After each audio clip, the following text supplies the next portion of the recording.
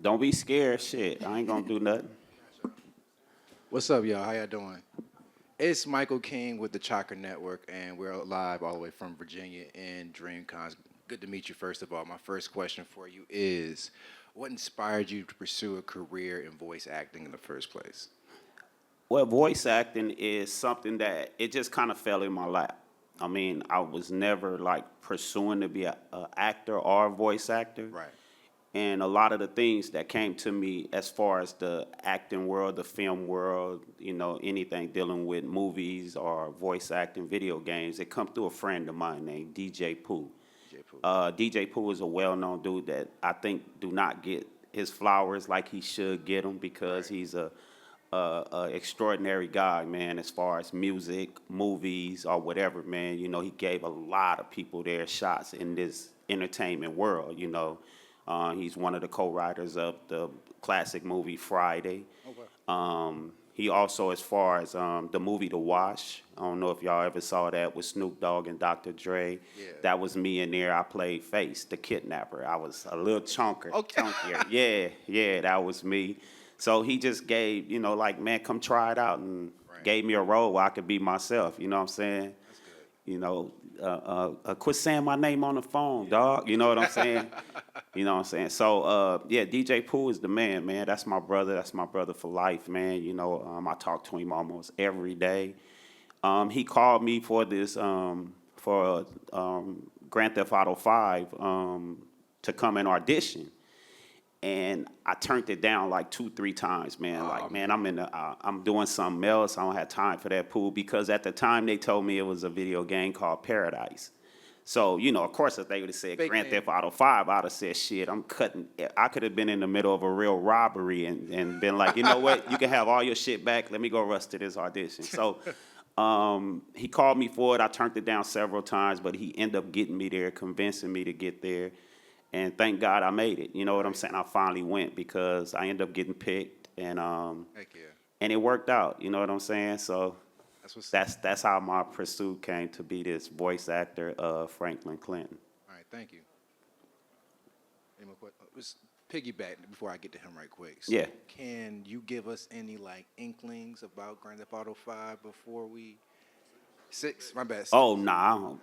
With that question for anybody here, I have no No knowledge. I have knowledge. nothing All to right. talk about Just that. checking. That's for the people back. That's above what I can even imagine thinking Okay. about, talking about. So I got you. could we not ask that no. question because I will I plead the fifth. respectfully. I plead the fifth. Yeah. Yeah. Yeah, we get it.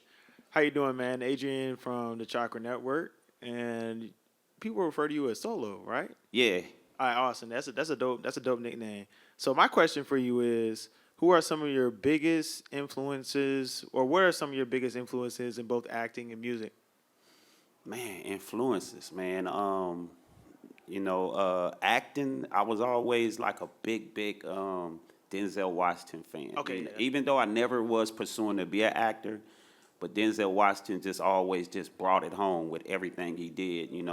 So as far as influence, as far as that, in the video game world, my cousin CJ that plays CJ in San Andreas. His name is Melee, and this is my real cousin. So when he did it with Rockstar before, you know what I'm saying, it just like, because a lot of people might not know I did some voices in San Andreas. I went in and just gave extra voices for San Andreas. So when he did San Andreas and did CJ, I mean, who would ever thought 20 plus years later that I would land the role to be Franklin? And it's weird, but timing is everything, and the stars always align themselves when they need to.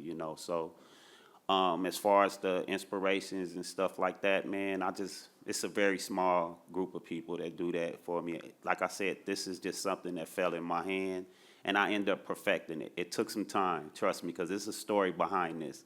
We'll be here forever talking about it. Okay. And another question I have is, are you a huge anime fan? And if so, what are some of your favorite anime? Well, as far as being a huge anime fan, I would want to say yeah, because I do a lot of Comic Cons, and I've seen a lot of things all over the world. Like I go everywhere, like because the rest of us, it's me, the Michael character, the Trevor character, which is Stephen Ogg and Ned Luke. We always doing Comic Cons together. So at every Comic Con, I'm always seeing the anime part of it, and we sometimes we be the judges to it, and it's just tripped out sometimes when you see people be spot on. You know what I'm saying? To a Wonder Woman, a Spider-Man, or anything like that. Now, as far as the things that I don't know about, like the Pokemons and other things, I'm learning.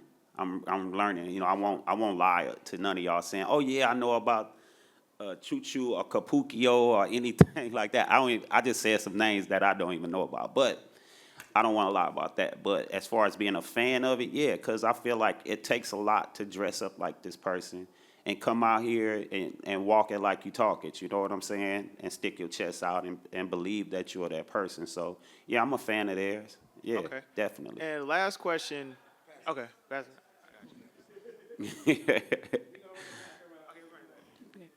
Hi, I'm Duchess. I'm doing press for Soul City. I want to take a moment to speak about not Solo, but Shawn. Yeah. And so you talked a little bit about that audition. I want you to go back and just tell us a little bit more about your first audition ever and like what were you feeling, what was going through your head up until where you are now. I want to hear part of that. Well, the first audition, it wasn't hard. For a lot of people I was seeing, they were nervous. But when I got up there, it was a small room I walked in, and it was a few guys, you know, a few white guys from England and stuff. So it was real different. And they handed me a piece of paper that said, "Can you read this name?" And the name was actually Deshawn. And they was like, "Could you read what we want you to say and then say it back in the camera like that camera back there?" And I'm sitting here and you got a person sitting where you at and they read some lines like, "Hey, so you ready to go?" And then I have to respond what it says on the paper. You know what I'm saying? But I pretty much read the lines of what they were saying and was like, "You know what, man, I ain't gonna use that. Let's go." And he read his lines and I just spit off anything came to my head. And I guess it made them say, you know, hell yeah, that's what's up. You know what I'm saying? Because I just went off, hell yeah. Shit, I'm ready to rob the motherfucking place. Look, you going to go over here, I'm going to go around the back, and I'll meet you in the front. Don't play with these motherfuckers. You know, it was something simple like that. And I guess it landed, got me here to this day. You know what I'm saying? And what was the other part of the question? I forgot. No, you're perfectly fine. I was asking you to tell us a little bit more about that experience. I'll ask a follow-up to that, right? So with you being a black male in this space, can you tell me a little bit more about what your experience has been? It doesn't have to even be on the negative side, negative, Yeah. positives. Like what would you, if you had to summarize it, what would you say your experience has been? It's been good. You know, I mean, as far as being a black male, that's why I was so eager to come here. You know, it was like a forceful thing when I found out that I had an opportunity to come here. And for Rockstar to make me, you know, be available to put me in a position to get here. It was kind of late, but they got me here. And, hey, man, I just want to be around more of us, you know what I'm saying? Because I do these Comic-Cons, like I say, a lot of time. And it's not always us. It's like we be a few sprinkles and a whole plate of salt. And it's hard. You know, sometimes it's hard because me being me, I'm on a positive side, but I'm still a hood nigga at the end of the day. Oh, I'm sorry. Can I say nigga, or am I wrong? Okay, but I'm still a hood dude at the end of the day. So when I'm out here in this world of the others, they support me. Don't get me wrong. I'm not saying that they don't support and they don't like, but you do spot the sprinkle of salt that acts another kind of way. Like, I don't fuck with you, like that type of stuff. But I'm keen enough to see it now over the years, and I learn how to adapt to it and move on past it and not let it bother me. You know what I'm saying? So being here, I feel good. I'm being honest, you know. And it's not a black or white thing because at the end of the day, it takes both of us, you know, to make the world spin. So, but it's good to be amongst my own people, you know, sometime, you know. So hopefully I'll come back here next year. Taylor Staten with the Chakra Network also. So you have that acting background and you have the voice acting background. Yeah. What was the feeling like seeing yourself on the screen and then seeing your voice acting, you know, being animated and you get to watch that? So is there like a different type of feeling when you're like watching yourself on the screen as in the movie acting, as a feeling as when you're watching yourself being animated and you're seeing what they're doing with your voice and things like that? Well, it's a total different feel, but it takes a person that to be a good actor to fall into both of them. I never consider myself as an actor. I say this all the time, man. A lot of people at Rockstar, a lot of people, my co-partners, my co-actors, they got tired of me saying that. Like, man, I'm not an actor because I'll fuck up on some of the scripts. And I was always running to that excuse like, but I'm not an actor, dog, so y'all got to give me a pass for messing up. You know what I'm saying? But it's natural. Because in a movie, the only big two differences is in a movie, when I've done a movie, you got your clothes on. You have your whole, ambiance going on. You in a real car and you doing everything. And then you feel good because you have this. I'm in my clothes and I got a real gun sitting right here. And they say, and action. And you start off and you mess up and they say cut. And then they say pick it up from right there. Okay, we're gonna go back and action, and you pick it up from that part where you messed up at. Well, in the video game world, you have a motion caption suit on. See, y'all, a lot of people get the differences of thinking that being a voice actor, you're just sitting in a booth with a mic and a bunch of papers, and you just lending your voice. We're performers. We put a motion caption suit on with the whole hookup with wires coming from us, so we got all these balls on us, and when you look up on the screen and you see your character up there, you move your fingers, he's moving his fingers. And when he twists his body, he's twisting his body. So it's a big difference, you know what I'm saying? Because you sitting like in a chair like this and you holding on a fake steering wheel, and you have to imagine, your mind has to leave out of the real world and fall into this animation world. And you have to just fall into that, I'm in a real car. You know what I'm saying? Because you have to translate this for the video game to be real and feel good. So it's a big difference because when you mess up on your lines in the video game world, I can have 3 pages of script and I can run all 2 pages. We running dialogue back and forth and mess up the last word on the last page and they say cut, and all of a sudden you got to take it back to the top. Hey, can you close that door, please? Thank you. And you got to take it back to the top. You can't say cut and pick it up from there. You know what I'm saying? You have to go back to the top because it's perfection. It's a different perfection from movies and a different perfection in the video game world. It's 2 different worlds, but they all twine into the same shit, bro. So I know what it feel like to be in both of them. One is a little bit, you have to get it and get it going. And once you get it, you're going to be like, yeah. And the other one, you can slide through it. Because I actually, real quick, before we move on to the next question, real quick, I actually had quit a couple of times, like, man, I can't do this shit. And the great director we have, he don't like his name said a lot because he's a great director, and me and him is good friends, so I'm going to keep his name unknown. He's a great director for Rockstar Games. If you guys know, y'all know, but I'm not going to say it. But he pulled me to the side and was like, man, trust me. You're going to want to do this. So we picked you for a reason. Stick it out. We're going to work with you. You're going to want to do this. Now, remember, I said I was working on another whole different name of a game. I didn't get told it was Grand Theft Auto till almost a year later. So they was telling me a game called Paradise. So I was like, man, fuck this. I quit. I don't want to do this. I'm going to go back to the hood and do what I do best. Right. You know what I'm saying? Because I'm a dude from the hood, man. Like, really from the hood, you know what I'm saying? And they talked me into it, and then a year or so later, it starts sneaking out, Grand Theft Auto, and I was like, oh, shit. Yeah. I'm glad I stayed around here. Shit, hey, let's go, shit. My acting just went from where my voice acting skills, performer, went from here to here. Because you gotta remember, I'm in a motion caption suit, and it's called performance. So anything you see Franklin doing, his running, that's me. His fighting, all the moves, that's me. Everything you see, we had to do it. Yeah. We wasn't just sitting in the booth reading from a mic to a piece of paper. Yeah. No, we were performing all of that. So anything you see us doing in the whole game, we had to do. That's why it takes so long to make a game. So y'all be patient with whatever else they got coming out, man. It takes time. That's for sure.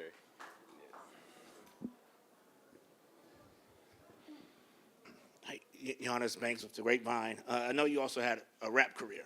Yeah. And so you mentioned DJ Pooh, who, yes, is one of the great producers who doesn't get a lot of credit for what he do. since we just, I guess, 51 years now of hip hop, who are your top 5 producers, and do you see yourself getting back in the studio and doing some more tracks? Nah, I ain't getting back in no studio, man. I'm too old for it now, bro. you- I know they say, yeah, you never too old for that, but I'm moved on past that, man. You know what I'm saying? I mean, be honest with you. Sure. But as far as the producers, man, DJ Pooh is number 1 to me. DJ Pooh is number 2 to me.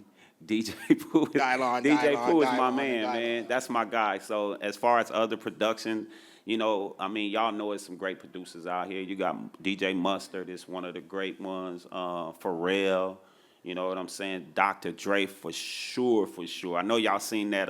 If y'all played the video game, the online pack, I did a whole new one called The Contract with Dr. Dre. Dr. Dre is phenomenal. Trust me.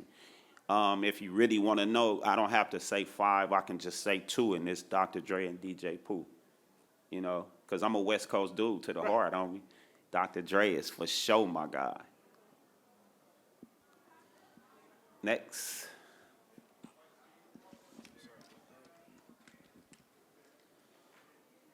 All right, how you doing? My name's Todd. I do the Anime Way. So my I question is could gonna be. say it again. My from name's where? Todd. It's gonna be from the Anime Way. The Anime Way? Yeah, Okay. the Anime Way. So you already know the question is gonna be anime specific. I already know you said earlier you watch it, but not like that. You know what I mean? Yeah. So my question for you is, when you were growing up, what would be an anime that you would think is nostalgic, something that you would recommend to your kids or family members? When I was growing up, Yeah. a character, an anime type of Yeah, any anime character. What you would. man, when I was growing up, man, I was a humongous man. It was 3 people that I'm way older than y'all, bro. Y'all probably everybody in here can be my kid, bro. I know I look good for my age, but it is what it is, you know. I mean, you know what it is. But I was a big Incredible Hulk fan, man. Lou Ferrigno, man, running home to come see that, man, and breaking my neck as a kid. The Bionic Man. See, y'all don't know nothing about this dude, man. $6 million man, you know what I'm saying? Wonder Woman, you know what I'm saying, was top when I was a kid. Superman, you know, them kind of characters, yeah, they were like my was your superheroes. go-tos? Huh? Them was your go-tos back then. Them was my go-tos, man. You know, the real superheroes that they gave to us back in the 70s and the 80s, you know what I'm saying? Respect that. Yeah, yeah, you know, now y'all have all kind of people that, you know, that's out here now. And, hey, it is what it is. You know, the world is evolving to new shit every day, but you ask for mine. And, Yeah, specifically you, not everybody else. What you into? yeah, them people right there, bro. I respect that. Thank you. No, thank you.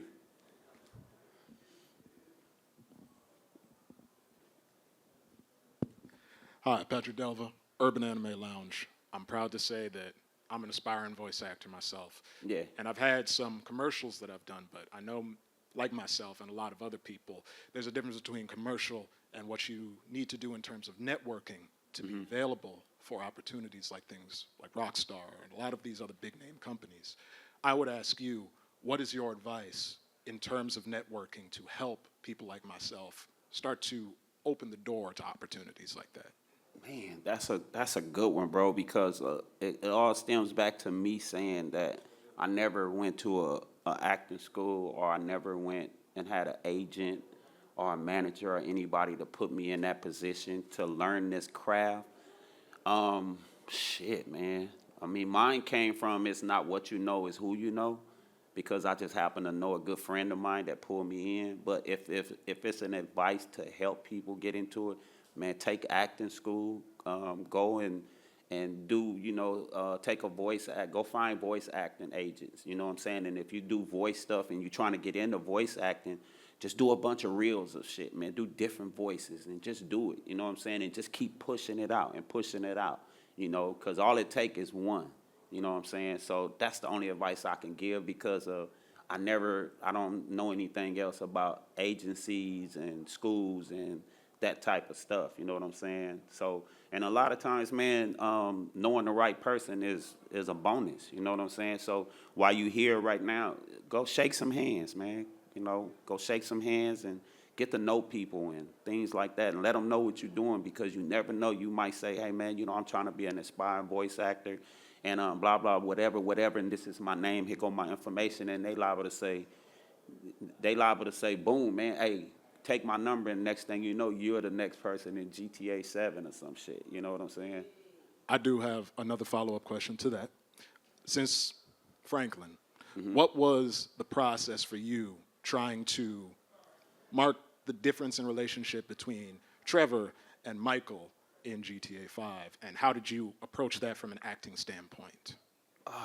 As far as the great writing from Rockstar, man, the writers at Rockstar, it was tailor made for me to feel more towards the Michael character, because this is the guy that helped me come from the streets and taught me in a more of a bigger way to make money. You know, meeting him and meeting Lester and them characters. You know, in the video game, Trevor was always a thorn in my ass. But if you really look back at it, Trevor was a headache.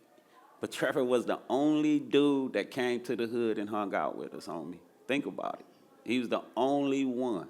Michael never pulled up on Grove Street. He never pulled up over there. You know what I'm saying?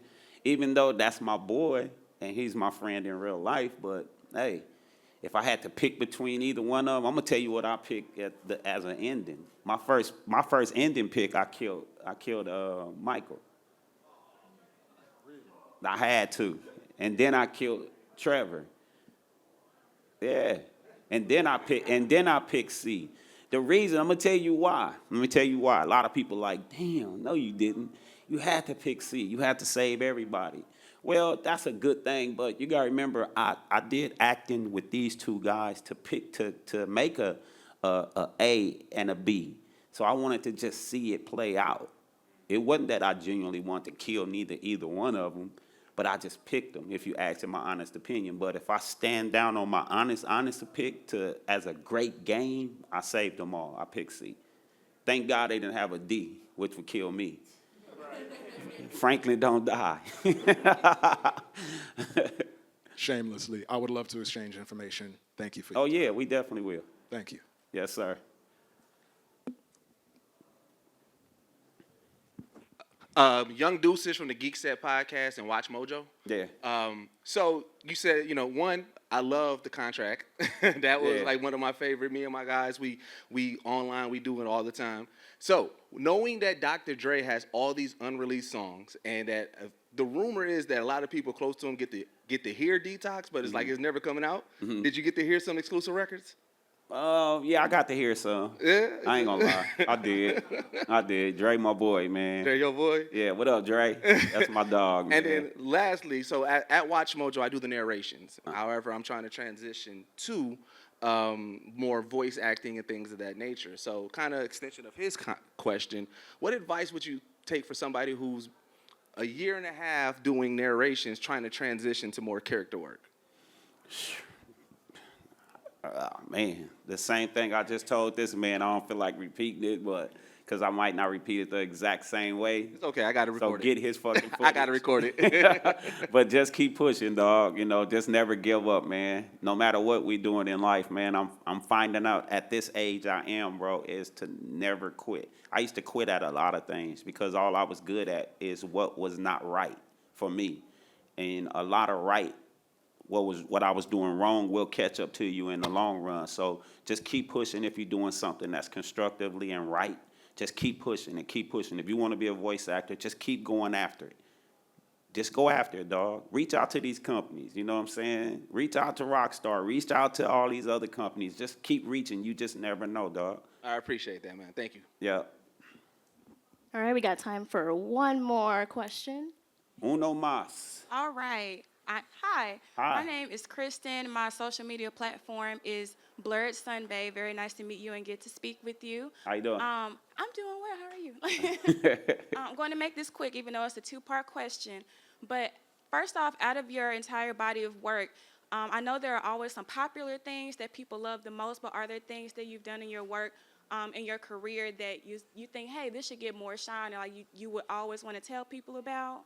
I think the top of the mountain of my work is what I did with Rockstar, and I think it's getting more than what it needs. You know what I'm saying? I'm so thankful, man, that I've been blessed to be able to voice that character and see the world like I'm seeing it, and see people across the world, you know, big fans of mine through Rockstar, of me being this character, Franklin. You know what I'm saying? So it can't get no bigger than that, you know. I mean, as far as the acting world, as far as entertainment, you know, but just me making it this to be this age, as far as a real person, to get to where I'm at to this day, that's my biggest, my biggest and my greatest accomplishment. Because if I look back at it, I should not be here with the things I did in my life, you know what I'm saying?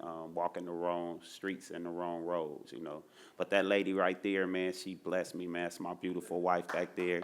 She looks surprised.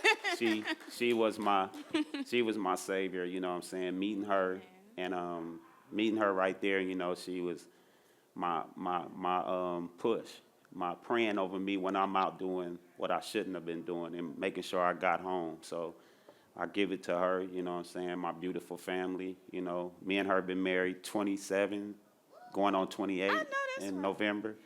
Been with her for a long time, man. One woman right there. So that, as far as personal, but as far as entertainment, GTA, that's my biggest accomplishment. That's beautiful. And I was just about to ask what you were most proud of in the journey, so that was perfect. That's it. Thank you. You're welcome. Thank you, everybody. Solo, y'all. any last words you want to leave with these folks? No, I just want to say thank y'all for coming out, man, you know, for me, giving me questions that I can answer. You know, that's what we do as entertainments. We be so eager to give answers to questions because we want to talk about our accomplishments, and things that we did in our life, you know what I'm saying? And without you guys, you know, the podcast and the shows that you guys and the Instagram show that she has, you know, we want to tell you about our experiences and tell y'all the truth of it. So hopefully I answered, you know, the questions pretty much correctly. And I'm doing a panel tomorrow. And if any of y'all available, come, man. I'm gonna open up at the panel, you know what I'm saying? So I was trying to preserve some of it, but I just damn near gave y'all my panel answers right now. So y'all got it first, man. Y'all VIP to my panel. So it is what it is, man. So that's it, man. I thank y'all, man, for coming out today. And thank you, Solo, for joining us and taking the time to spend with us today with the press. Thank you. Thank you, DreamCon, for having me, DreamCon.